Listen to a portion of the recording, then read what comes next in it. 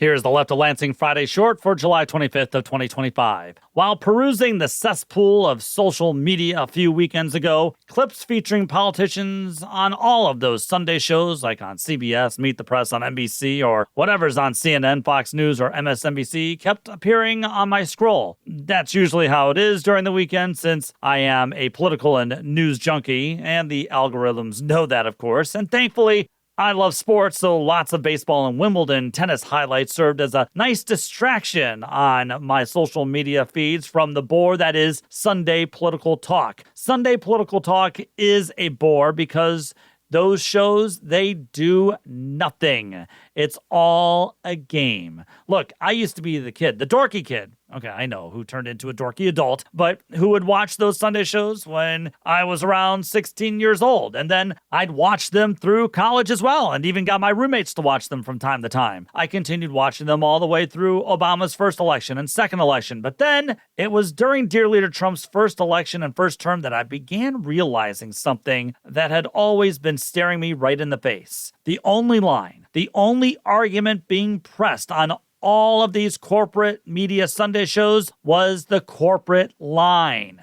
And I never have forgotten when the confirmation hearing for Brett Kavanaugh's Supreme Court seat was going on, and the Sunday shows all touted and celebrated when Democratic Senator from Maryland, Chris Coons, was able to get former Arizona Republican Senator Jeff Flake to delay his vote for a few days. Oh, bipartisanship had a banner of a few days. Everybody in corporate media celebrated, and it proved that we could all get along until...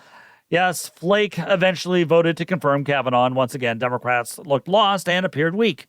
And then I thought back to all of those times I heard hand-wringing about debt and deficits during Obama, and how we had to gut the working class safety net while protecting the military and the rich and the untouchables in our society. And then I thought back to how the sane and serious argument after the financial meltdown was to shovel trillions and trillions of dollars to the banksters who bankrupted the working class thanks to policies passed by both corporate Democrats and Republicans. And then I thought back to when former Arizona Democratic Senator Kristen Sinema gave an enthusiastic thumbs down on giving working-class federal workers a little minimum wage increase, and then as she walked away, she gave Senate Majority Leader Mitch McConnell a pat on the back, and that was viewed as good. And then I thought back to the Iraq War and how the serious discussions and the serious people turned out to be the ones who got stuck in the quagmire and who got everything wrong. And then we realized this once again within the last couple of years on how corporate and establishment Democrats and Republicans held hands as they worked with both Presidents Biden and Dear Leader Trump to throw as much money and weapons to Israel as it continued its genocide on the Palestinian people.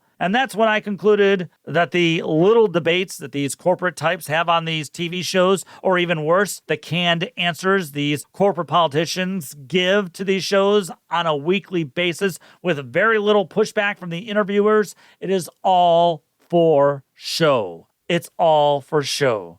The real game going on is who is going to keep supplying corporate greed and corporate corruption while doing everything in their power to knock down and destroy populists, especially progressive populists, from gaining traction in our political system. So it has been a while since I have watched those horrible Sunday shows, and it's been since the election that I've spent more than 5 minutes watching any kind of cable news. And that's a good thing, not just for my mind, but because it's all a racket designed to get us to pay attention to other things while the corporate class and the untouchable class keeps chugging along.